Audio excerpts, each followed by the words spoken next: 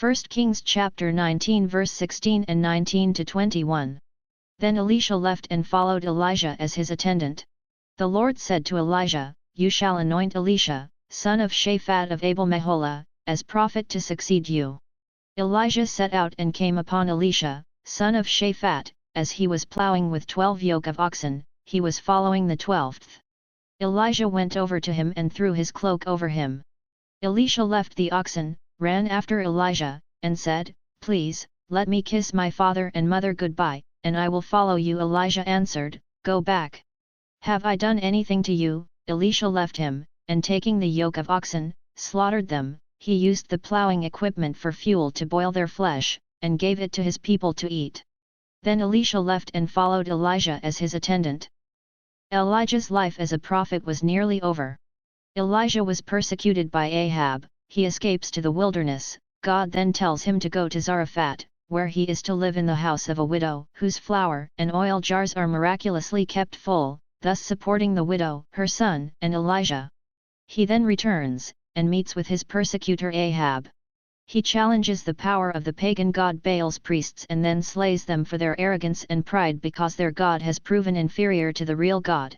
Again, he is forced to return to the wilderness to avoid being persecuted by Ahab's wife Jezebel, a Baal supporter. He fasted for 40 days and, as you might expect, became dejected and irritable.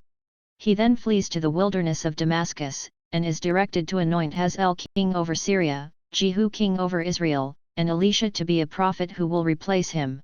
As you can see, the life of a prophet is not to be desired by a weak person, unwilling to live in faith while doing God's work in a fallen world. The cloak was the most important article of clothing a person could own.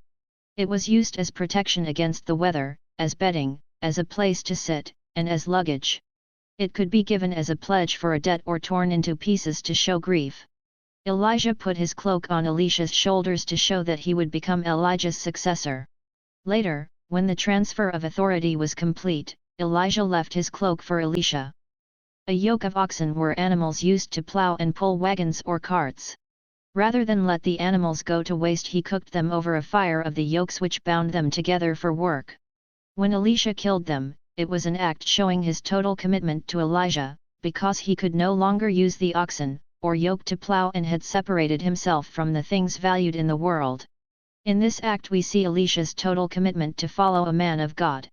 For Elisha there was no going back to a worldly life. From the Catechism of the Catholic Church. A prophet is one who speaks for God. In modern use, a prophet is one who foretells the future, but that is only one aspect of the biblical prophet's mission. Prophecy is a charism, a special gift of grace from the Holy Spirit received for the benefit of the community.